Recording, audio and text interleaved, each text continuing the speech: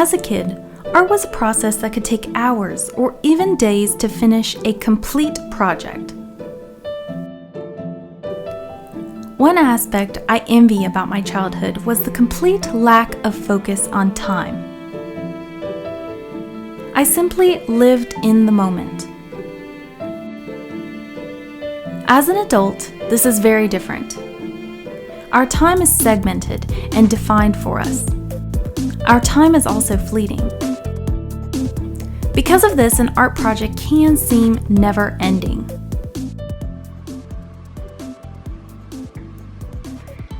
This is actually a really hard question to answer because it really depends on how far you want to take the painting. You can add as much detail and as many colors as you would like to your heart's desire, but eventually you do have to quit. And here are 3 guidelines that I use to kind of let me know my perfectionist side needs to kind of kick back and I need to just let the piece go. Evaluating color.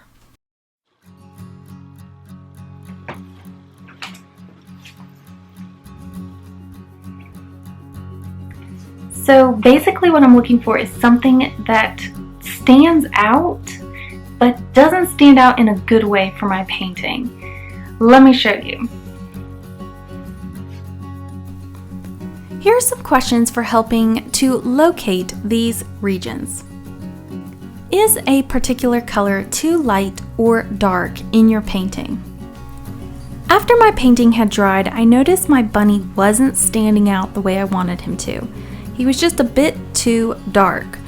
So the way to correct this problem is you can lightly water down your paper where you want to lighten it up and then dab with a tissue or a towel, and very lightly dab because this can actually damage your paper if you do it too hard.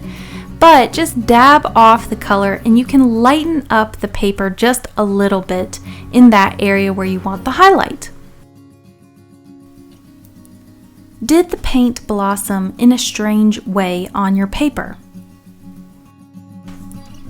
It's a little bit hard to tell in the video, but one of the leaves at the bottom of my painting blossomed out in a really strange way, and it was because I wet the paper too much and the paint just dried freely on its own accord however it wanted to, and it didn't look good once it dried. So the way I can fix that is just by taking the same color and glazing over the same portion that I had before and making sure I don't have as much water in my brush this time.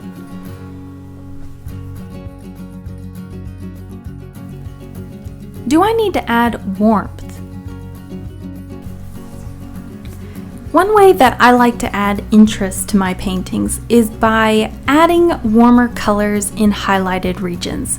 This kind of gives the idea of the sun hitting it.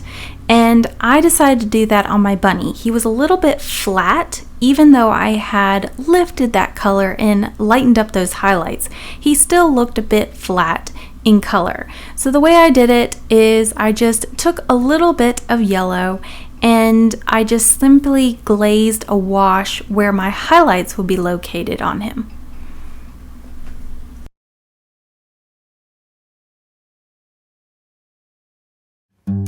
The opposite is also true. Do I need to add deeper, cooler colors in the shadows, such as blue, purple, or green? I did this to my stems and leaves by basically just mixing the same color that I did before, but having a bit more paint in my brush, and then glazing over those shadows once again.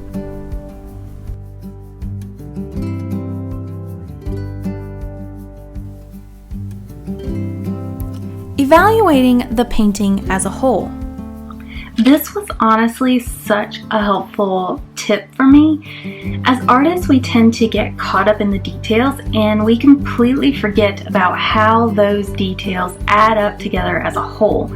So stepping back from your painting and actually taking a look at it as a cohesive whole can help you evaluate if you're actually done with your painting.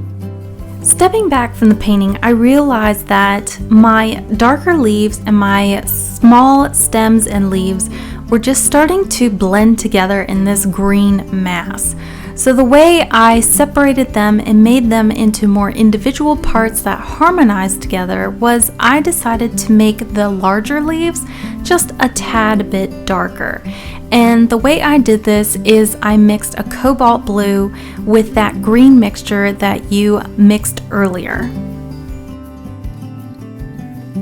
Stepping away.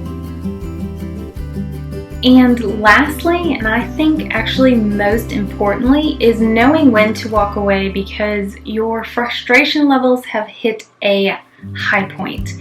And you just need to walk away either because of the painting or because of outside forces that are causing you to either make mistakes or just not get into the flow of painting. So that is it for this entire long tutorial that you guys voted for. It is officially done, and I hope that you have enjoyed it as much as I have enjoyed just trying to be artsy in this style of teaching and make it entertaining as well for you. If you did like this tutorial, please make sure to give this video a like and subscribe and all that other YouTube-y stuff that you guys know so well. And I will see you next time. Bye.